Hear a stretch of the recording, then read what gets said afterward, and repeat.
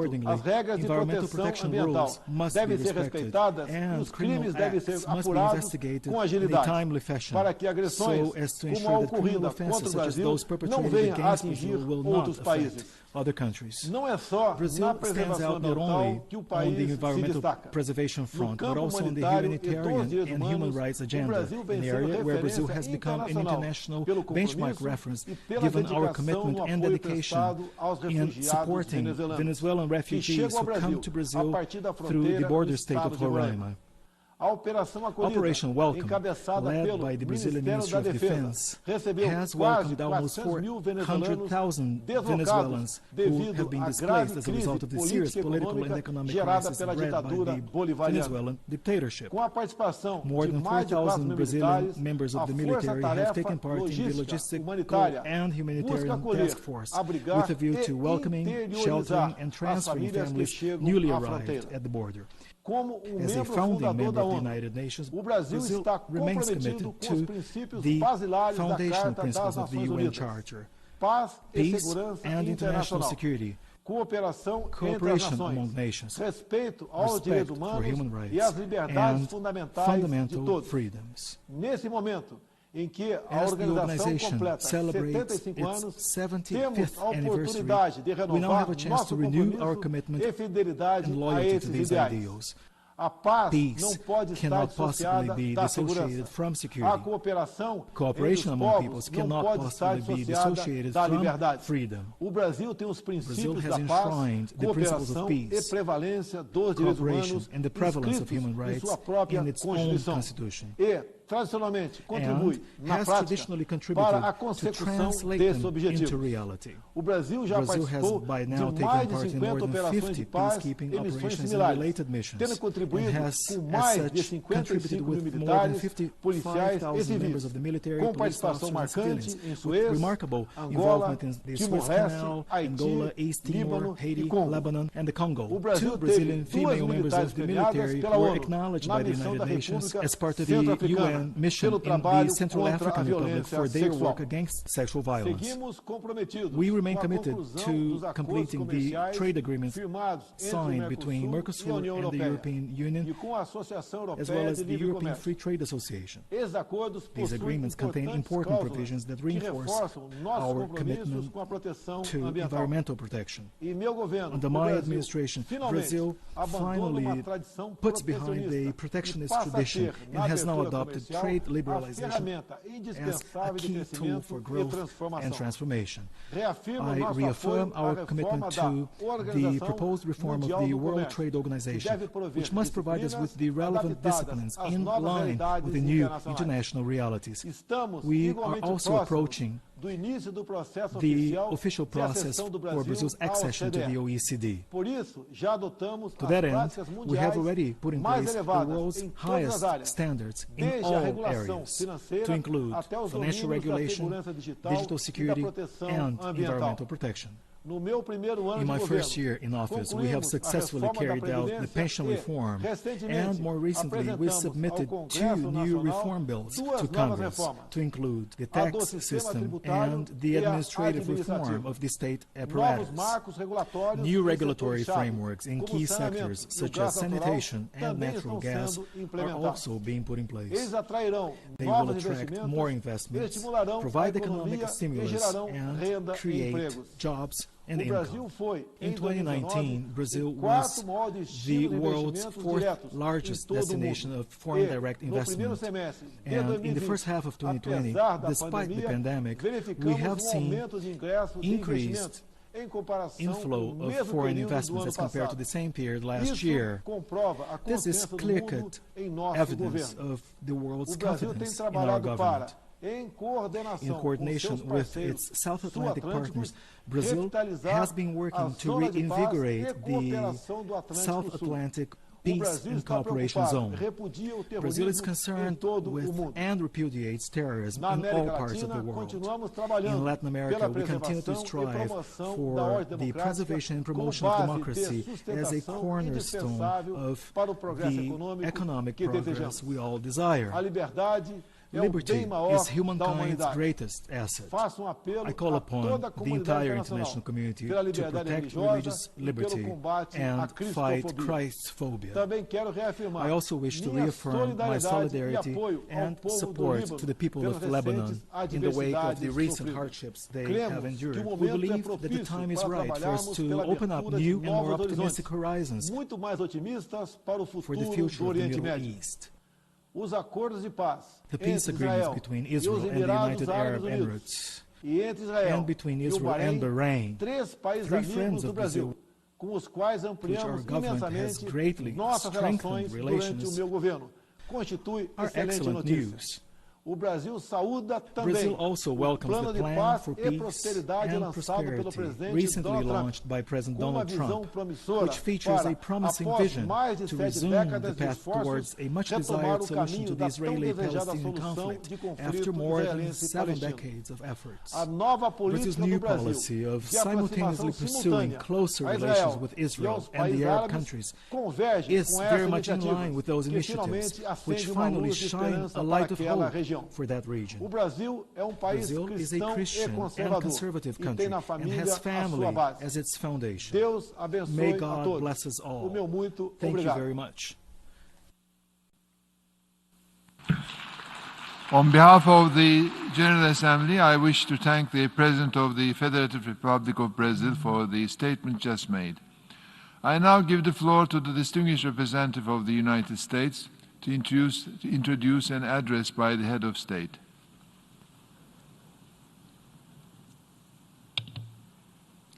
On this 75th anniversary of the United Nations, I have the awesome honor of introducing today someone who has taken to heart the core principle that this international organization was founded upon: peace.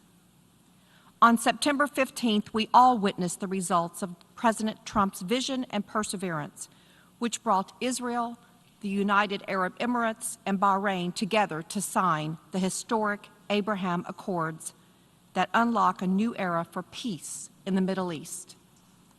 This new era offers the region and all its people the first new hope for peace in a generation, and the United States invites the Palestinians to seize this opportunity to engage in that spirit.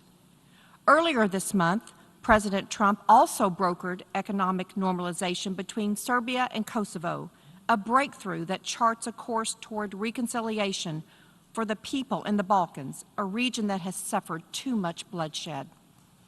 On North Korea, the President's fearless vision has shown remarkable progress. President Trump is the first American president to meet with North Korea's leaders. Americans held captive in North Korea have come home. There have been no new nuclear tests, no long-range missile test, a dramatic lowering of the diplomatic temperature in the region, and an opening for a lasting agreement that brings peace to the peninsula. It is clear that when President Trump speaks, world leaders listen closely. In 2018, President Trump used the power of his voice to warn the Assad regime and its Russian and Iranian partners to halt plans to attack Idlib province, a warning they wisely heeded and which spared millions of Syrians from the risk of death and injury.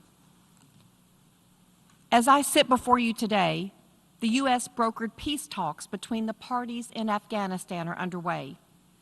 Women now occupy positions within the Afghan peace process, and President Trump is convinced there is a clear relationship between women in position of authority and a brighter and more peaceful future for the Afghan people. Yet again, the President has shown the fortitude necessary to bring together long-standing adversaries to work towards sustainable peace. Through his bold leadership, grit, dogged determination, and an unmatched ability to break through the status quo and make a deal, President Donald J. Trump has delivered on the promises he made to the American people, and the world is more peaceful as a result. Mr. President, Mr. Secretary General, distinguished delegates, fellow ambassadors, and world leaders, my Commander-in-Chief and President of the United States of America, Donald J. Trump. Thank you.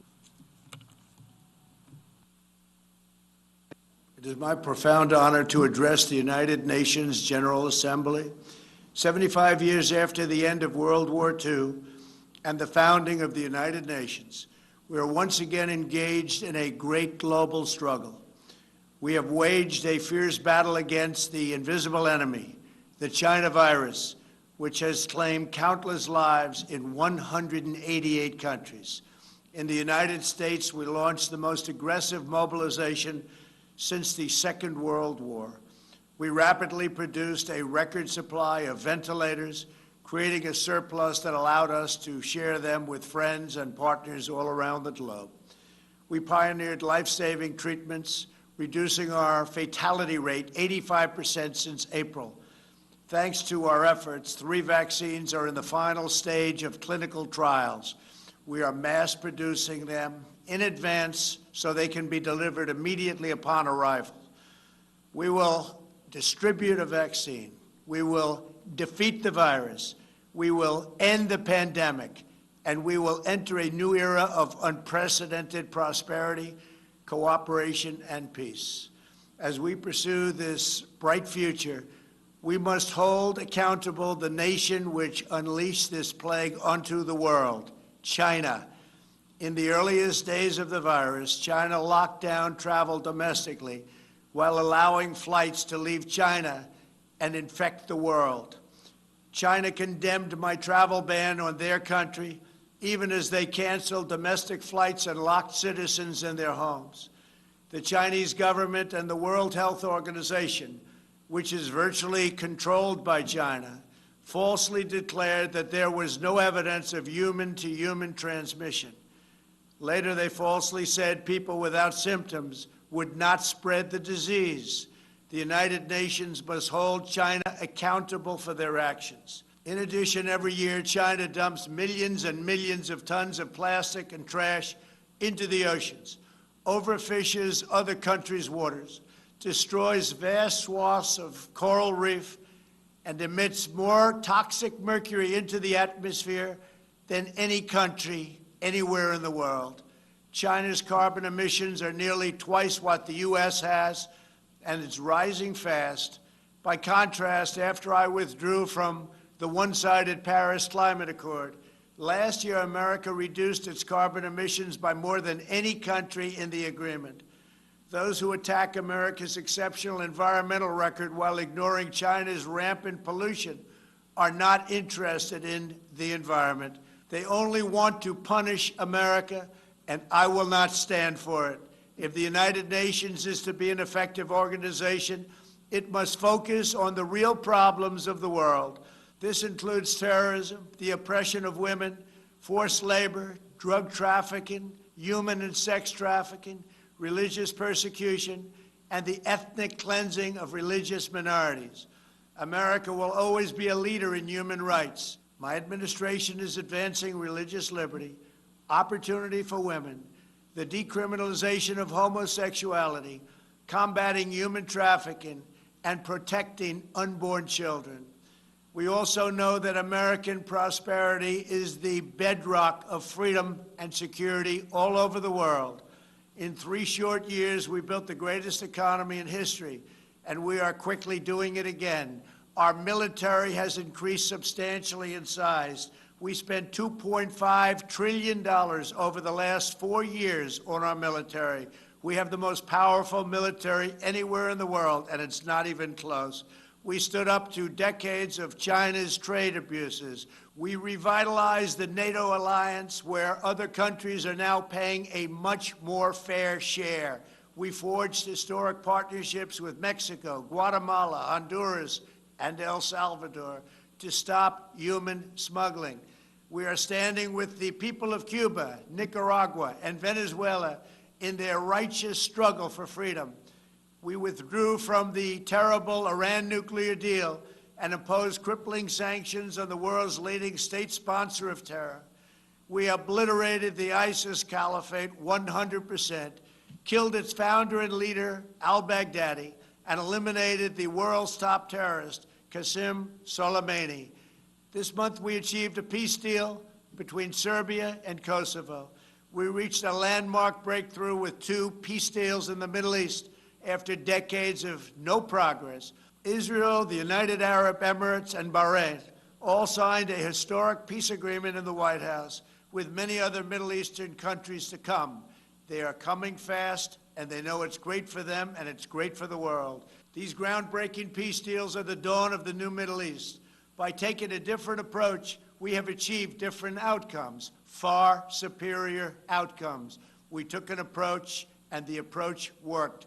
We intend to deliver more peace agreements shortly, and I have never been more optimistic for the future of the region. There is no blood in the sand. Those days are hopefully over. As we speak, the United States is also working to end the war in Afghanistan, and we are bringing our troops home. America is fulfilling our destiny as peacemaker, but it is peace through strength. We are stronger now than ever before. Our weapons are at an advanced level like we've never had before, like, frankly, we've never even thought of having before. And I only pray to God that we never have to use them. For decades, the same tired voices proposed the same failed solutions, pursuing global ambitions at the expense of their own people. But only when you take care of your own citizens will you find a true basis for cooperation. As president, I have rejected the failed approaches of the past, and I am proudly putting America first, just as you should be putting your countries first. That's okay. That's what you should be doing. I am supremely confident that next year, when we gather in person, we will be in the midst of one of the greatest years in our history, and frankly, hopefully, in the history of the world. Thank you. God bless you all. God bless America. And God bless the United Nations. On behalf of the General Assembly, I wish to thank the President of the United States of America for the statement just made. I now give the floor to the distinguished representative of Turkey to introduce an address by the head of state. Mr. President, Mr. Secretary General, Excellencies, it is a great honor for me to introduce my President, the President of the Republic of Turkey, His Excellency Recep Tayyip Erdoğan, who will deliver a pre-recorded statement.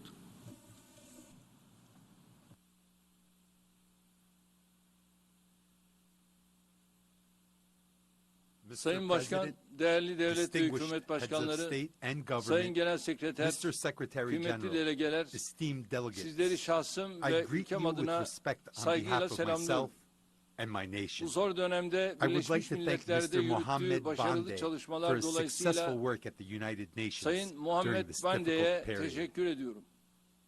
Genel Kurul Başkanlığı'nı devralan eski çalışma arkadaşım Büyükelçi Sayın Volkan Bozkır'ı da gönülden tebrik ediyorum. Büyükelçi Bozkır'ın ülkelerin ezici çoğunluğunun desteğiyle bu göreve seçilmesi tecrübeli bir diplomat ve siyasetçi olarak şahsi meziyetlerinin yanı sıra Türkiye'ye duyulan güvenin de işaretidir.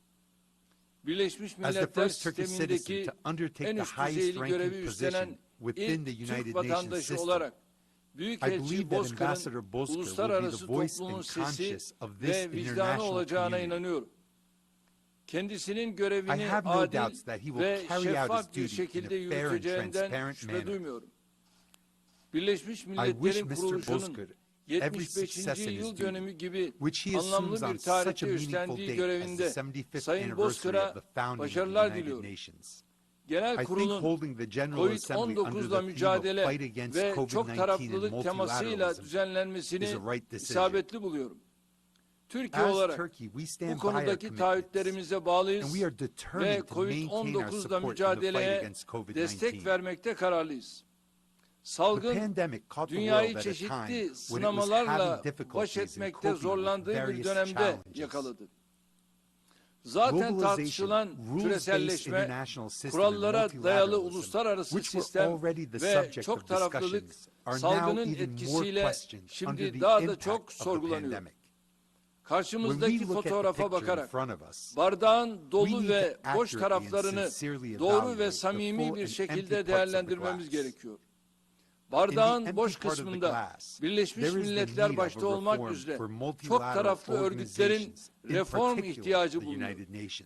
Mevcut küresel mekanizmaların bu krizde ne kadar etkisiz kaldığını gördük. Öyle ki Birleşmiş Milletler'in en temel karar alma organı olan Güvenlik Konseyi'nin salgını gündemine alması haftalar, hatta aylar sürdü. Salgının başlarında ülkelerin kendi hallerine terk edildiği bir manzara ortaya çıktı. Böylece yıllardan beri bu kürsüden ısrarla dile getirdiğim dünya 5'ten büyüktür tezinin haklılığını bir kez daha görmüş olduk. İnsanlığın kaderi sınırlı sayıdaki ülkenin keyfine bırakılamaz. Uluslararası örgütlerdeki itibar kaybının önüne geçmek için öncelikle zihniyetimizi, kurumlarımızı ve kurallarımızı gözden geçirmeliyiz. Etkin, çok taraflı kurumların varlığını gerektirir. Güvenlik Konseyi'nin yeniden yapılandırılmasından başlayarak kapsamlı ve anlamlı reformları süratle uygulamaya sokmalıyız. Konseyi daha etkin, demokratik, şeffaf, hesap verebilir bir yapıya ve işleyişe kavuşturmalıyız. Aynı şekilde uluslararası toplumun ortak vicdanını yansıtan genel kurulu da güçlendirmeliyiz. Bardağın dolu tarafında ise Birleşmiş Milletler'in insanlığın barış, adalet ve refah arayışında bir dönüm noktası olma potansiyelini sürdürmesi bulunuyor. Henüz salgın krizinin üstesinden gelemediğimizi de göz önünde bulundurarak çok taraflı işbirliği için elimizdeki kurumları ve mekanizmaları en etkin şekilde kullanmaya çalışmalıyız. Sorunların küresel olduğu durumlarda yerel çözümler ancak günü kurtarır. Uzun vadeli çözümler için uluslararası dayanışma şart. Türkiye olarak salgın krizinin ilk günlerinden itibaren tüm uluslararası platformlarda işbirliği çağrısında bulunduk. G20'de, Türk Konseyi'nde, NİKTA'da, İslam İşbirliği Teşkilatı'nda ve diğer platformlarda salgınla mücadele amaçlı çalışmaların en önünde yer aldık. Dost, kara günde belli olur anlayışıyla tıbbi malzeme yardımı talep eden 146 ülkeye ve 7 uluslararası kuruluşa elimizi uzattık. Yürüttüğümüz tahliye operasyonlarıyla 141 ülkedeki 100.000'den fazla vatandaşımızın evlerine dönüşünü sağladık. Aynı seferlerle 67 ülkeden 5.500'den fazla yabancıyı da vatanlarına kavuşturduk. Tüm bunları koronavirüs diplomasisi niyetiyle yapmadık. Yardım ve tahliye çalışmalarımız için kimseden herhangi bir karşılık beklemedik, beklemiyoruz. Mağdurların ve mazlumların yanında olmak, milletimizin mayasında ve girişimci ve insani dış politikamızın özünde vardır. Buradan bir kez daha tıbbi malzeme ve ilaç tedarikiyle aşı geliştirme çalışmalarının rekabet konusu yapılmaması çağrısında bulunuyorum. Hangi ülkede üretilirse üretilsin, kullanımı hazır hale getirilecek aşılar insanlığın ortak istifadesine sunulmalıdır. Değerli delegeler, salgınla birlikte devlet kapasitesi, etkin yönetişim ve dayanıklılık gibi unsurların ne kadar hayati role sahip olduğunu hep birlikte bir kez daha tecrübe ettik. Türkiye'nin başarı hikayesinin arkasında Cumhurbaşkanlığı hükümet sistemiyle birlikte tesis ettiğimiz etkin yönetişim mekanizmaları, sağlık alanındaki altyapı yatırımlarımızın geliştirdiği yüksek kapasite ve yetişmiş insan kaynağı vardır. Bununla beraber salgın dünya genelindeki çatışma dinamiklerini olumsuz etkilemiş ve kırılganlıkları artırmıştır.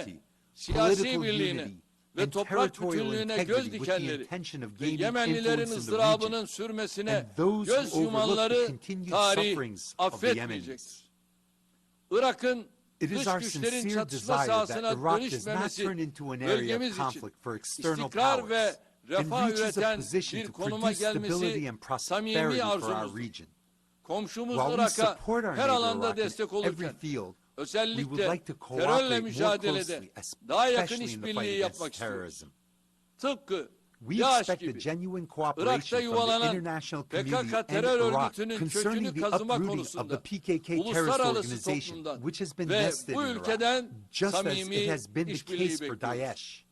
Bölgenin terör Clearing the region örgütlerinden from terrorist temizlenmesi, organizations will insanlığın contribute to the en kadim enlightenment of the coğrafyasına future of Iraq, ev sahipliği yapan which Irak'ın hosts the geleceğinin most ancient aydınlanmasına geography of humanity. katkı sağlayacaktır. İran'ın We are nükleer in favor of programı ile ilgili resolving the issues hususların about Iran's nuclear uluslararası program by hukuk taking into dikkate account alınarak international law. diplomasi ve through diyalog diplomacy yoluyla and çözülmesinden dialogue. yanayız. Tüm tarafların I would like to bölgesel ve reiterate our küresel call for güvenliğe all parties to ciddi abide katkılar by their sağlayan obligations under the kapsamlı Joint ortak Comprehensive Plan eylem of Action, planındaki which significantly yükümlülüklerine riayet contributes to etmeleri regional and çağrımızı global security. tekrarlıyorum. İnsanlığın The order of kanayan yarası occupation and olan oppression in Filistin'deki Palestine, işgal which is the ve bleeding wound zulüm of düzeni humanity, continues vicdanları to hurt our acıtmaya consciences. devam ediyor. The Üç dirty büyük hand dinin that reaches the kutsallarına privacy ev of sahipliği Jerusalem, yapan where the Kudüs'ün sacred places of the mahremiyetine three uzanan great religions kirli el coexist, is cüretini giderek constantly artırıyor. increasing its audacity. Filistin halkı, İsrail'in The tüm Palestinian baskı, people have stood şiddet up against ve yıldırma Israel's policies of politikalarına oppression, yarım violence, asırdan and uzun bir intimidation süredir for more than half göğüs a geriyor. century. Asrın Upon anlaşması rejection of adı the altında document of surrender, Filistin tarafına which was dayatılmaya tried to be çalışılan imposed on teslimiyet Palestine under belgesi the name of the reddedilince deal of the century, İsrail bu Israel kez this time işbirlikçilerinin accelerated its yardımıyla attempts to have the kaleyi inside içeriden track with the fethetme help of its girişimlerine hız collaborators. vermiştir. Türkiye olarak Turkey will Filistin not halkının support any rıza plan that the göstermediği Palestinian people hiçbir do not give plana consent to. destek vermeyeceğiz. Kimi bölge ülkelerinin bu Participation oyuna of ortak some olması, countries of the region İsrail'in in this temel game does not uluslararası mean anything parametreleri beyond serving aşındırma Israel's çabalarına efforts to erode hizmet basic etmenin ötesinde international anlam parameters. taşımıyor. Birleşmiş Milletler kararları Countries that have ve declared their uluslararası intention to hukukun open embassies hilafına in Jerusalem Kudüs'te in büyükelçilik violation açma of the niyetini United beyan Nations eden ülkeler resolutions and bu international tavırlarıyla law only sadece serve to ihtilafın make the conflict daha da more çetrefil hale complicated with their gelmesine actions. hizmet ediyor. Filistin meselesi The ancak Palestinian conflict can 1967 only be sınırları resolved with temelinde the establishment of başkenti an Doğu independent, Kudüs olan sovereign, and bağımsız, contiguous state of egemen Palestine, ve based on coğrafi the devamlılık içinde 1967 borders bir Filistin with East devletinin Jerusalem kurulmasıyla as its capital. çözülebilir. Bunun dışındaki çözüm Seeking arayışları solutions other than this beyhudedir, are in vain, tek one-sided and unjust. adaletsizdir. Temmuz ayında Armenia, who Azerbaycan attacked the topraklarına Azerbaijani saldıran territories in Ermenistan, July, has Güney once again Kafkasya'da proved that kalıcı it is barış the biggest ve obstacle istikrarın to önündeki lasting peace en and büyük engel stability in the olduğunu South bir kez daha Caucasus. ispatlamıştır. We are Yukarı in Karabağ favor of sorunu resolving the başta olmak conflicts üzere in the region as soon as bölgedeki possible, ihtilafların especially the Azerbaycan ve Nagorno-Karabakh conflict, Gürcistan'ın in toprak line with the bütünlüğü territorial ve integrity egemenliğiyle and sovereignty of Birleşmiş Azerbaijan Milletler and Georgia, ve AGİ and kararları resolutions of the doğrultusunda United bir an Nations evvel and the çözülmesinden OSCE. yanayız. Güney Asya'nın The Kashmir İstikrar conflict, ve which barışı is içinde also key to the kilit önem stability and taşıyan peace of South Asia, Keşmir sorunu is still a burning halen issue. çözüm bekliyor. Cammu Keşmir'in Steps özel taken following statüsünün the abolition of the ilgasının special ardından status of atılan Jammu adımlar Kashmir sorunu further daha da complicated the karmaşık problem. hale getirmiştir.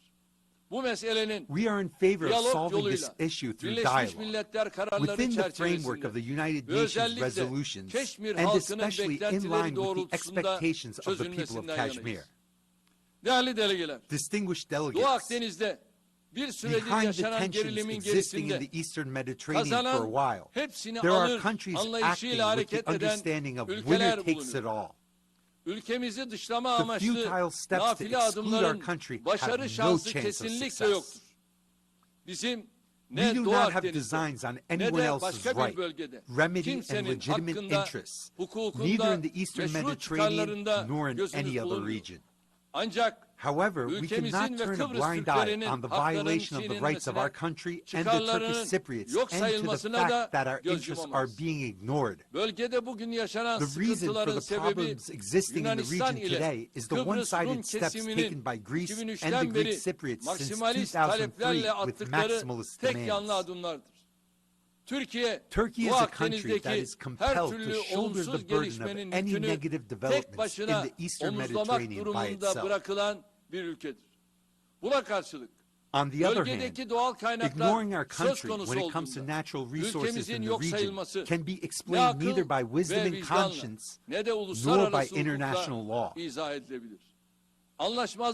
Our priority is to settle disputes in a sincere dialogue based on international law and on an equitable basis. However, I would like to clearly state that we will never tolerate any imposition, harassment, or attack in the opposite direction.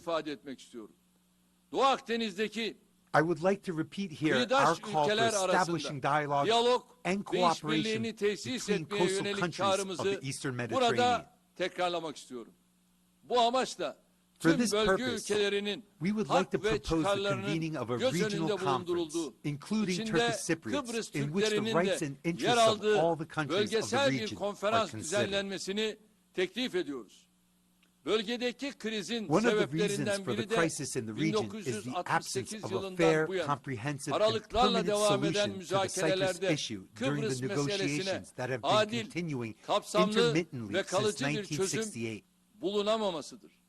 The only obstacle to a solution is the uncompromising, unjust, and spoiled approach of the Greek Cypriot side.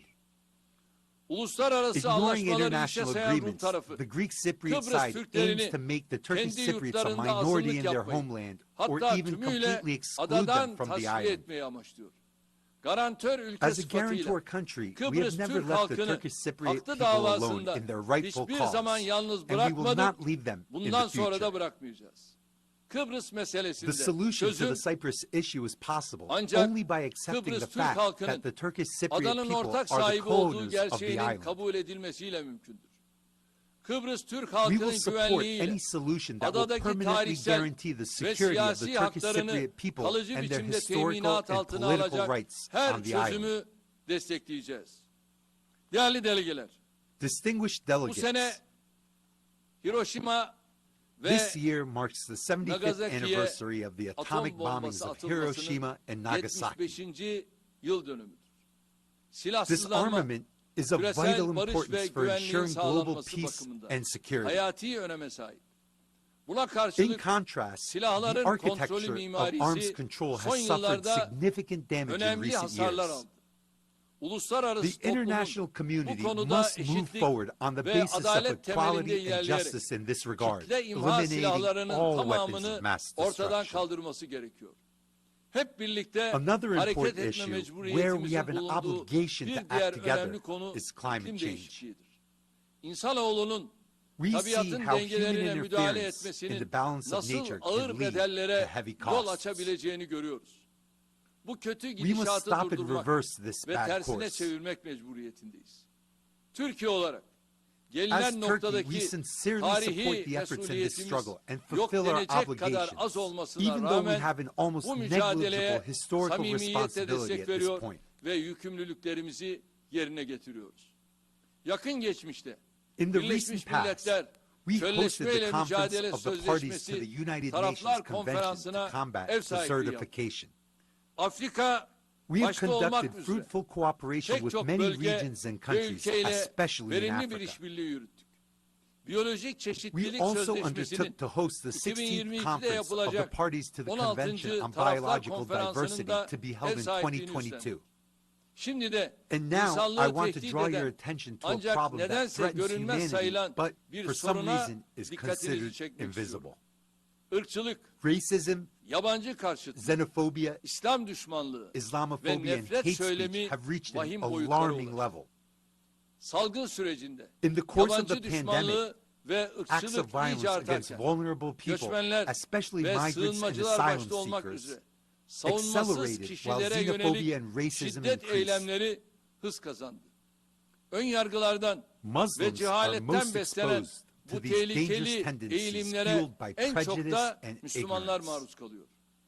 Bu tehlikeli gidişin Those who are en önemli primarily sorumluları responsible for this oy dangerous course uğruna are popülist politicians söylemlere who turn yönelen to populist rhetoric siyasetçiler for the ile sake of votes ifade and özgürlüğünü marginal segments who suistimal ederek legitimize hate speech nefret by söylemini abusing the freedom of meşrulaştıran expression. marjinal kesimlerdir. Tüm I uluslararası urgently kuruluşları call on all acilen international bu organizations to zihniyete take karşı more concrete steps mücadelede in the daha fight against somut this adımlar atmaya mentality. davet ediyorum. Yeni Zelanda'da I Müslümanlara reiterate my yönelik call for terör March saldırısının 15th, yıl the day dönümü of the olan terrorist attack 15 Mart perpetrated in tarihinin New Zealand against Birleşmiş Muslims, Milletler to be tarafından declared by the İslam United düşmanlığına Nations as karşı International Uluslararası Solidarity Day Dayanışma Günü against olarak ilan Islamophobia. edilmesi çağrımı tekrarlıyorum. Birleşmiş As the Milletler'den second largest international özellikle organization after the daha United sonra Nations, en the büyük ikinci Organization of uluslararası Islamic kuruluş Cooperation olan has İslam officially İşbirliği recognized Teşkilatı this day. bugünü resmen kabul etmiştir. Salgın The ve pandemic and onunla the bağlantılı escalating olarak economic crisis tırmanan ekonomik associated kriz, with it also sürdürülebilir have negative kalkınma effects on ve sustainable 2030 development hedefleri and on bakımından the da 2030 olumsuz goals. etkilere yol açıyor. Gelişmekte olan ülkeler ile Developing countries and düşük gelir countries with low düzeyine sahip income are ülkeler more bu affected by krizden this crisis. daha fazla etkileniyorlar. Esasen In fact, salgın what döneminde happened during the yaşananlar pandemic bize has shown us that sürdürülebilir sustainable kalkınma development hedeflerinin goals her can be an türlü important küresel guide in krizle combating mücadelede all kinds of önemli bir global yol crises. gösterici olabileceğini gösterdi.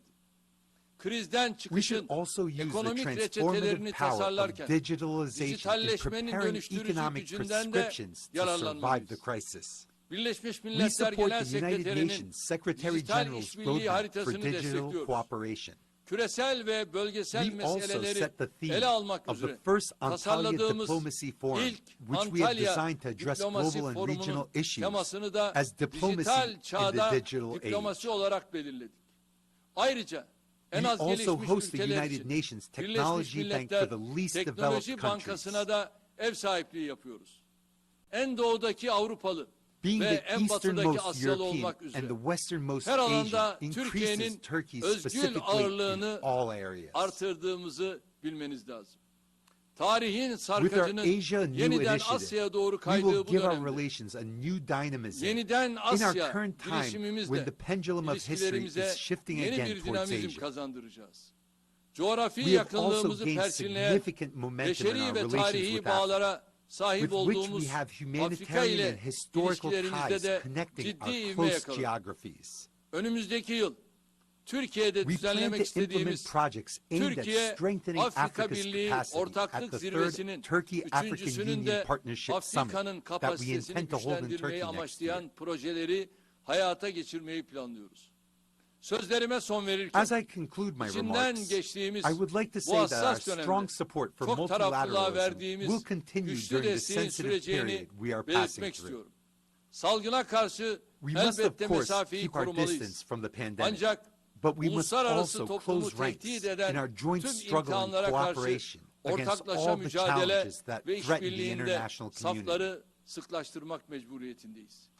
Tarih We will boyunca continue our dünyanın efforts to en transform gözde Istanbul, şehirlerinden one of olan the most İstanbul, prominent cities in the Birleşmiş world Milletler throughout merkezi history, haline into a gelmesi regional yönündeki hub of the gayretlerimizi United Nations. sürdüreceğiz. 75. I Genel wish Kurul success in the çalışmalarının 75th başarılı General geçmesini Assembly's diliyorum. works. Sizleri I şahsım greet you ve with respect milletim on adına behalf of myself saygıyla and my selamlıyorum. Kalın I wish sağlıcakla. you the best of health.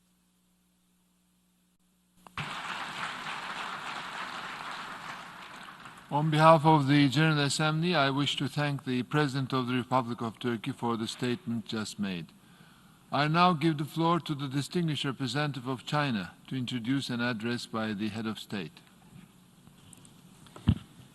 主席先生， Mr. President, 中国高度重 China 视 pays 本 great 届联合国 attention 大会， to the current session of 当 the 今世 General 界 Assembly. 正 In 面 the 临 current 新冠 world, 肺炎 we are 的严 confronted 峻挑 with 战， the severe 面 challenges of 临单边 COVID-19. 主义、 We 保 have 护 the 主义 problem of 和霸凌行径的 unilateralism, 严重威胁。 protectionism, and bullying 世界 practices. 处在 The 何去 world 何从 is at a 的十字路 crossroad. 口。此时此刻，